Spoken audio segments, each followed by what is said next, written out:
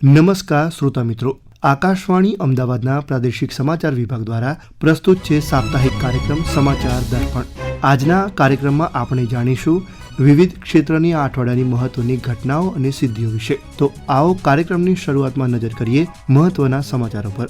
કેન્દ્રીય ગૃહમંત્રી અમિત શાહના હસ્તે અમદાવાદમાં 405 કરોડ રૂપિયાના વિકાસ કાર્યોનું લોકાર્પણ અને ખાતમુહૂર્ત, નાગરિકોને ઘર પર સોલાર રૂફટોપ લગાવવા અને સોસાયટીઓમાં વૃક્ષો વાવવા શ્રી શાહની અપીલ। અમદાવાદના ભાડજ વિસ્તારમાં માત્ર એક જ કલાકમાં 3,61,000 વૃક્ષારોપણ થકી બન્યો ગિનીસ વર્લ્ડ રેકોર્ડ। ગિરનારમાં યાત્રાળુઓની સુરક્ષા અને વન્યજીવ સંરક્ષણ વચ્ચે સંતુલન જળવાઈ રહે તે માટેના પગલાં લેવા સરકાર પ્રતિબદ્ધ। વન અને પર્યાવરણ મંત્રી અર્જુન મોઢવાડિયાનું નિવેદન। બાગાયત ક્ષેત્રે ઉત્તમ કાર્ય બદલ ગુજરાતને મળ્યું બહુમાન।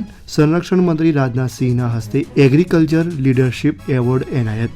મહેસાણાના ઊંઝાના જીરું અને વરિયાળીને જીઆઈ ટેગ અપાતા મળી વૈશ્વિક ઓળખ।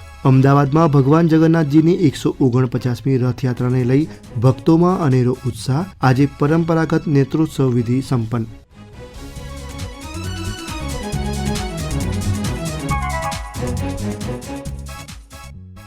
ભાવિ પેઢી માટે પૃથ્વીને જીવવા લાયક રાખવા વૃક્ષોનું આવરણ જરૂરી છે। આ શબ્દો છે કેન્દ્રીય ગૃહમંત્રી અને ગાંધીનગરના સાંસદ અમિત શાહના। ગત રવિવારે ગાંધીનગર લોકસભા મત વિસ્તાર હેઠળ આવતા અમદાવાદના સાયન્સ સિટી ખાતે અંદાજે 405 કરોડ રૂપિયાના વિકાસ કાર્યોનું લોકાર્પણ અને ખાતમુહૂર્ત કરતા અને વધતા જતા કાર્બન ઉત્સર્જન અંગે ચિંતા વ્યક્ત કરતા શ્રી શાહે આ વાત કહી હતી। આ પ્રસંગે શ્રી શાહે વધુને વધુ વૃક્ષ વાવવા લોકોને અપીલ પણ કરી હતી।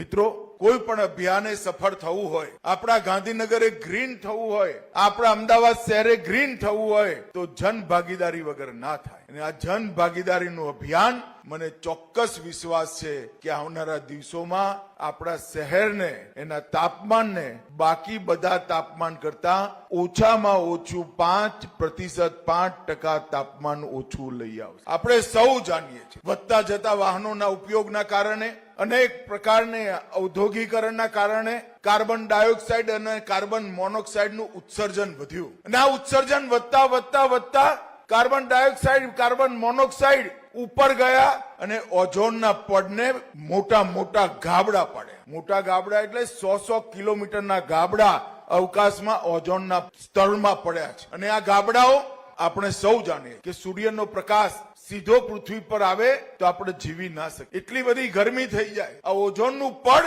સૂર્યપ્રકાશને રોકવાનું કામ કરે છે। આ ઓઝોનનું પડ સૂર્યપ્રકાશને જીવવા લાયક બનાવવાનું કામ કરે છે। અને ઓઝોનના પડમાં એ જે ગાબડા પડ્યા છે એ ગાબડા પૃથ્વીનું તાપમાન ઊંચું લઈ જાય છે, વરસાદ ઓછો કરાવે છે। અને મિત્રો, આવનારા દિવસોમાં 4 પેઢી પછી જો પૃથ્વીને જીવવા લાયક રાખવી હોય તો ઉપર જતો કાર્બન ડાયોક્સાઇડ આ વૃક્ષો પોતાના ખોરાક તરીકે લઈ લે અને ઓઝોનના પડમાં નવા ગાબડા ના પડે એ ખૂબ જરૂરી છે। અને એ કરવું હોય તો એક પેડ માં કે નામ એનો એકમાત્ર રસ્તો છે।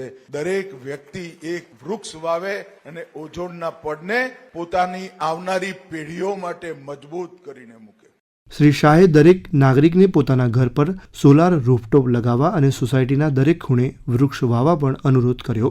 20% ગ્રીનરી ગાંધીનગર લોકસભા ક્ષેત્રમાં વધારવાનું કામ આપણે સૌએ મળીને કરવાનું છે। અને આવા અનેક અભિયાનો સોસાયટીમાં જ્યાં ખાલી જગ્યા દેખાય ત્યાં ઝાડવું નાખી દો, સોસાયટીનું વાતાવરણ સુધરી જશે। સોલાર રૂફટોપ એ ટેમ્પરેચરને શોષવાનું કામ કરશે, વીજળી ઉત્પન્ન કરશે અને વીજળી બનાવવામાં જે કાર્બન ડાયોક્સાઇડ ઉત્પન્ન થાય છે એ ઓછો થઈ જાય। અનેક પ્રકારના આવા ઉપાયો આપણે શરૂ કર્યા છે, પણ આને પણ એક અભિયાન તરીકે મોટા ફ્લેટ હોય તો જનરલ કામોમાં લિફ્ટ માટે, સ્ટ્રીટ લાઇટ માટે વીજળી વપરાય અને ઘર હોય તો ઘરનું વીજળીનું બિલ ઓછું થાય। એક પણ ઘર, એક પણ ફ્લેટ, એક પણ ધાબુ સોલાર રૂફટોપ વગરનું ના રહે એનું અભિયાન અમદાવાદ શહેર અને ગાંધીનગરના નાગરિકોએ ચલાવવું પડે।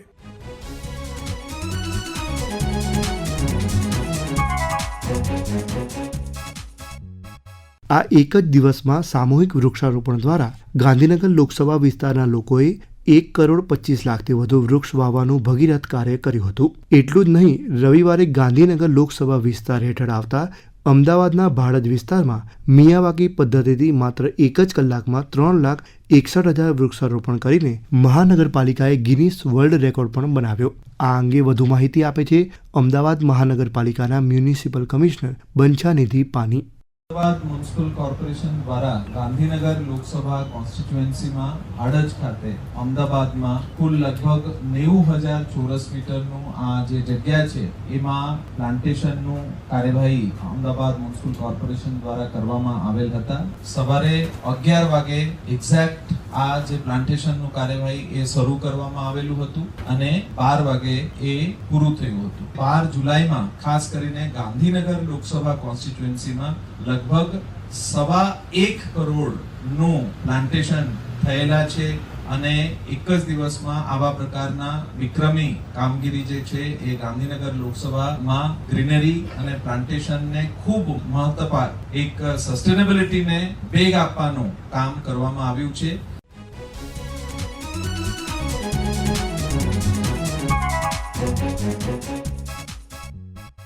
જૂનાગઢના પવિત્ર યાત્રાધામ ગિરનાર પર ભક્તો અને યાત્રાળુઓના ધસારાને જોતા તેમની સુરક્ષા માટે વન અને પર્યાવરણ વિભાગ દ્વારા નિયમો જાહેર કરાયા. ગિરનાર પર્વત પર તાજેતરમાં એક બાળક પર સિંહના હુમલા બાદ વન વિભાગ વધુ સતર્ક થયું છે. ગાંધીનગરમાં ગઈકાલે વન અને પર્યાવરણ મંત્રી અર્જુન મોઢવાડિયાની અધ્યક્ષતામાં યોજાયેલી એક બેઠકમાં આ દુર્ઘટના અંગે ચર્ચા કરવામાં આવી. દરમિયાન ગિરનાર પર વન્ય પ્રાણીઓથી યાત્રાળુઓની સુરક્ષા માટે કાયમી ચેકપોસ્ટ બનાવવાનો નિર્ણય પણ કરાયો. બેઠકમાં લેવાયેલા અન્ય નિર્ણયો અંગે વધુ માહિતી આપે છે વન અને પર્યાવરણ મંત્રી અર્જુન મોઢવાડિયા. જે આ દાતારના આખી સીડી વિસ્તાર છે એમાં 25 જેટલા નવા ટ્રેકરોની નિમણૂક કરીને સુરક્ષા વધારવાનું અને જે સંવેદનશીલ વિસ્તાર છે ત્યાં એક કાયમી ચેકપોસ્ટનું નિર્માણ કરવાનું અને આ યાત્રાળુઓ છે એ યાત્રાળુઓની અવરજવર બાબતે અને એની સંખ્યા બાબતે સંબંધિત વિભાગના અધિકારીઓ ત્યાંના જનપ્રતિનિધિઓ એમને સાથે રાખીને એક સ્ટાન્ડર્ડ ઓપરેશન પ્રોસિજર નક્કી કરવાનું પણ આ મિટિંગમાં નક્કી કરવામાં આવ્યું. એ ઉપરાંત આ પજવણીના બનાવો ન બને, મ્યુઝિક કે રાડારાડી ન થાય એ માટે આ દાતારની જે સીડીવાળો વિસ્તાર છે એને કાયમી સાયલન્સ ઝોન તરીકે ડિક્લેર કરવામાં આવશે અને આ જે સતત જે વન્ય પ્રાણીઓ પર નજર રાખવા માટે એક ડ્રોનની પણ વ્યવસ્થા કરીને એનું મોનિટરિંગ કરવામાં આવશે અને યાત્રાળુઓને પણ જાગૃત રહેવા માટે એક જાગૃતિ અભિયાન પણ ચલાવવામાં આવશે અને કાયમી જે પ્રકારની સૂચનાઓ છે એ સૂચનાઓ પણ એને નીચેથી મળી જાય એ બાબતે કાર્યવાહી કરવામાં આવશે.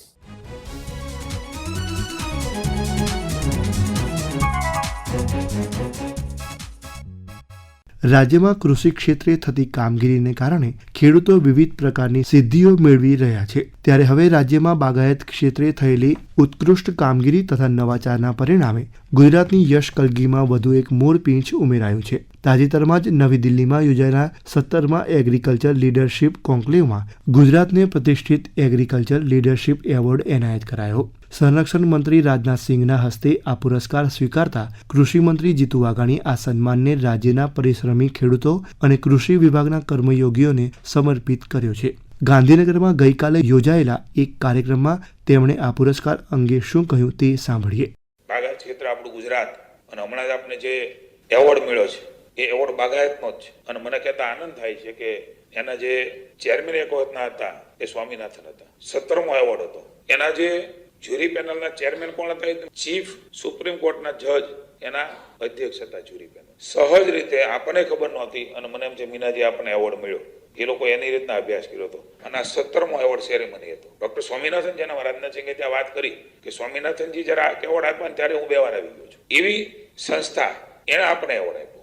એમણે 26 વર્ષ પહેલા એગ્રીકલ્ચરનું મેગેઝિન શરૂ. આવો એવોર્ડ એ ગુજરાતને મળ્યો છે અને બાગાયતમાં આપણે વિશેષ સમગ્ર દેશની અંદર આગળ છે ને હજી પણ બાગાયતની અંદર ખૂબ સંભાવનાઓ છે.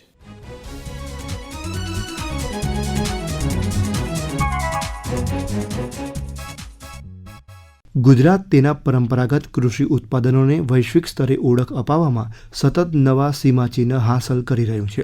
હવે આ જ કડીમાં મહેસાણાના ઊંઝાના જીરું અને વરિયાળીનો પણ સમાવેશ થઈ ગયો છે. તાજેતરમાં જ ભારત સરકારની જિયોગ્રાફિકલ ઇન્ડિકેશન રજિસ્ટ્રી દ્વારા ઊંઝાના આ બંને કૃષિ ઉત્પાદનોને પ્રતિષ્ઠિત ભૌગોલિક સંકેત એટલે કે જીઆઈ ટેગ અપાયો છે. આ સાથે જ ઊંઝા જીરું અને ઊંઝા વરિયાળી બંને વૈશ્વિક બજારમાં પ્રમાણિત ભૌગોલિક બ્રાન્ડ તરીકે સ્થાપિત થશે. તેનાથી સ્થાનિક અને આંતરરાષ્ટ્રીય બજારોમાં તેની વિશ્વસનીયતા વધશે અને સારો ભાવ મળશે. આ ઉપરાંત નિકાસની સંભાવનાઓ પણ વધુ મજબૂત બનશે. નિષ્ણાતોના મતે જીઆઈ ટેગવાળા ઉત્પાદનો સામાન્ય ઉત્પાદનો કરતાં 20 થી 30% વધુ બજાર ભાવ મેળવી શકે છે. તેનાથી ખેડૂતોની આવકમાં વધારો થવાની સાથે સ્થાનિક કૃષિ અર્થતંત્ર પણ વધુ મજબૂત થવાની અપેક્ષા છે. આ અંગે વધુ માહિતી આપે છે ઊંઝા માર્કેટ યાર્ડના ચેરમેન દિનેશ પટેલ. ઊંઝા માટે આ ખૂબ જ ગૌરવની વાત છે કે જિયોગ્રાફિકલ ઇન્ડેક્સ એજન્સી તરફથી ઊંઝાની જે મુખ્ય જણસી મુખ્ય ખેતીની પ્રોડક્ટ કહેવાય ઊંઝા જીરું અને વરિયાળી બંનેને જિયોગ્રાફિકલ ઇન્ડેક્સિસ જીઆઈ ટેગ મળ્યો છે. જીઆઈ ટેગ એ એવી એક પેટન્ટ છે કે જેનાથી બ્રાન્ડ નેમ ઊંઝાનું ઓરિજિનલ પ્રોડક્ટ જિયોગ્રાફિકલ ઇન્ડેક્સ જે તે જણસી હોય જે તે પાક હોય કે પછી કોઈ પણ આર્ટિઝન હોય એનું ઓરિજિન ક્યાંનું છે એ માટેનું એ ટેગ છે અને એનાથી એને ગ્લોબલ ઓળખ મળે છે. ઊંઝા માટે પણ જીરું એ જોઈએ તો સમગ્ર વિશ્વમાં ઊંઝાથી જીરું નિર્યાત થાય છે. જીરુની ગ્લોબલ જીઆઈ ટેગ મળવાથી એની બહારની વિશ્વસનીયતા એમાં પણ વધારો થશે. એના જે ભાવ છે ઓરિજિનલ ટેગ સાથેનો માલ હોય તો એમાં 20 થી 30% ભાવ વધારો પણ મળતો હોય છે. એથી વિશેષ જીઆઈ ટેગ મળવાથી એનો દુરુપયોગ અથવા તો જે લોકો જીરાનો વેપાર કરે છે ઊંઝા જીરાના નામેથી એમાં કોઈ પણ મિલાવટ કે એમાં કોઈ ક્વોલિટીમાં પણ કોન્શિયસનેસ આવશે અને એનાથી સમગ્ર તૈયાર રીતે જોઈએ તો વેપાર પણ વધશે અને લોકોની ઊંઝા જીરા પ્રત્યેની એક વિશ્વસનીયતામાં પણ વધારો થશે.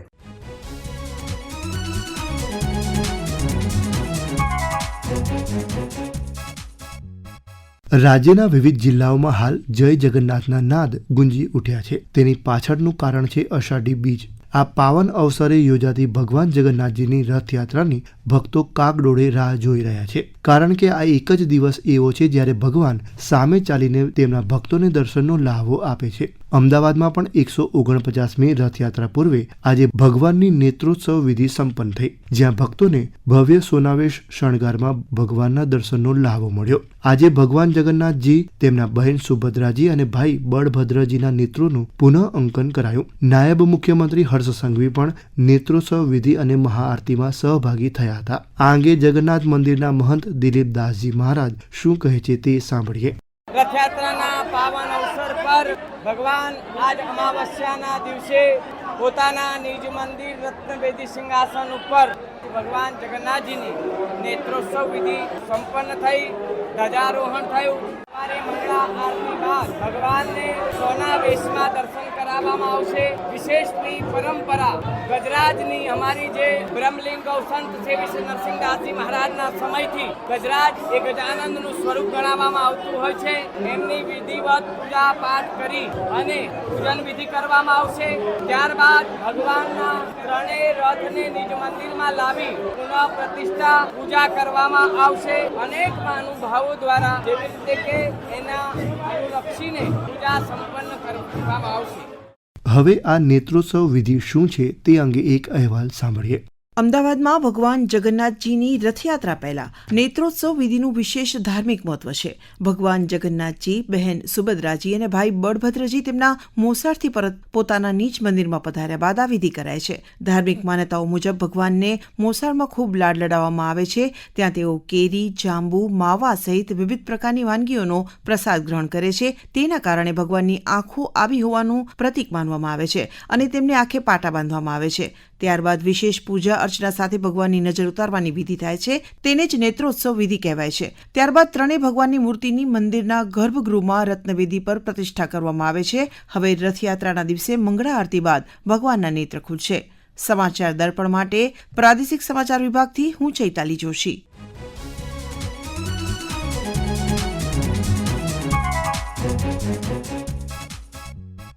તો શ્રોતા મિત્રો, આ સાથે જ સમાચાર દર્પણનો આજનો અંક અહીં પૂર્ણ કરીએ છીએ. ફરી મળીશું આવતા મંગળવારે રાત્રે 9:15 કલાકે નવા સમાચાર સાથે. ત્યાં સુધી હું આપની રજા લઉં છું. સમાચાર દર્પણ કાર્યક્રમ આકાશવાણી અમદાવાદના પ્રાદેશિક સમાચાર વિભાગ દ્વારા દર મંગળવારે રાત્રે 9:15 કલાકે રજૂ કરવામાં આવે છે. સંકલન સાહિલ પટેલ, લેખન, સંપાદન અને રજૂઆત પ્રવેશ અડિયેચા.